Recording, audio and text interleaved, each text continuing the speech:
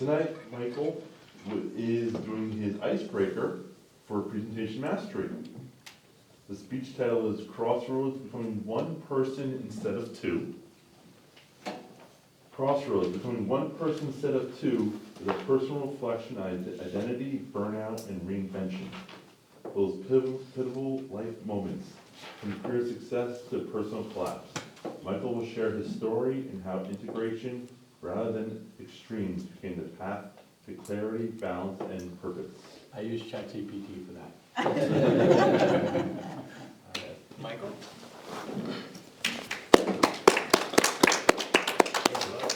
Oh, thank you. All right. Good evening, fellow Toastmasters, and yes, my name is Michael Cohan.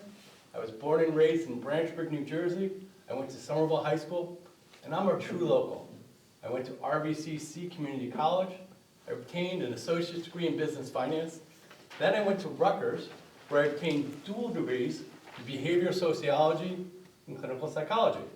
I then went on to get a master's in dialectical behavioral therapy. At this time, my life looked pretty set and clear. But my life has never worked in a straight line, so I always worked through crossroads.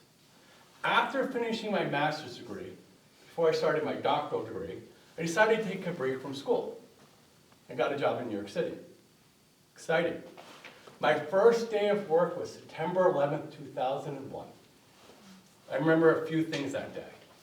Getting my employee ID badge in Building 4, the World Trade Center. Running down Broadway for my life as the towers collapsed, and so was covering me. And somehow I ended up in Morristown, New Jersey. No idea how I got there. Like many of us who were born here, went to school at Rutgers, we lost friends that day. I gave up on school, never returned. Instead, I entered the corporate world. For a while, it worked. By the time I was 28 years old, I found myself to be a managing director for a real estate investment trust, making multiple six figures, a beautiful wife, money in the bank, a luxury Brooklyn condo overlooking One Brooklyn Bridge Park with views of Manhattan. I should have felt successful, but instead, I felt lost. Long before the opiate crisis, I had a secret. 90-hour work weeks, pills to stay sharp, and pills to come down. My marriage fell apart. My divorce followed. I replaced it with short-lived, empty relationships. Prior to quitting my job in corporate America, I was awake for 4 days straight. I woke up on the beaches of Rockaway.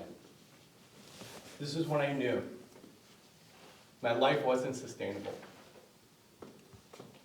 Something had to change because I was losing control. Following Monday morning, I walked into my boss's office and quit.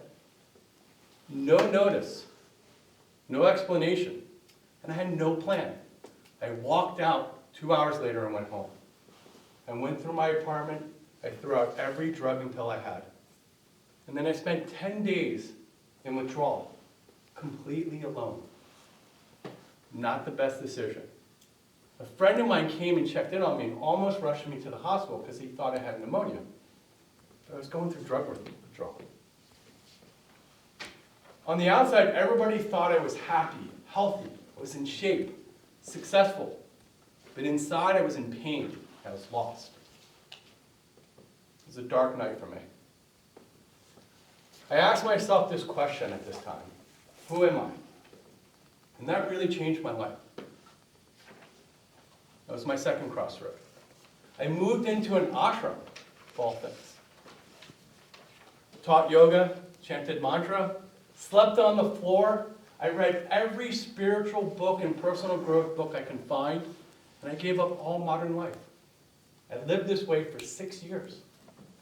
I even helped open a temple in New Jersey. But in 2015, I posted a video online of me teaching yoga, and it went viral. Overnight, I became somebody from a nobody. Traveled across the country and around the world teaching yoga.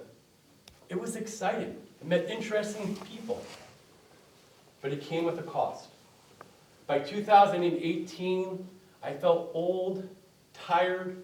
I was emotionally and physically injured once again.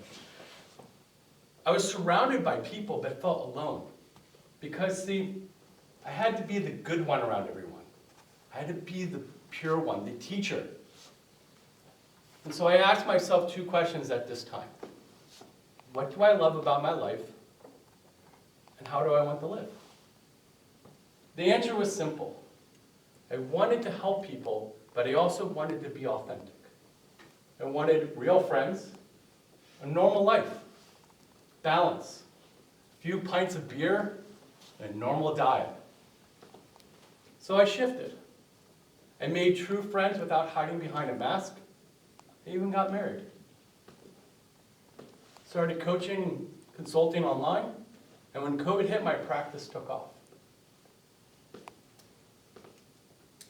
I used to have these two extremes.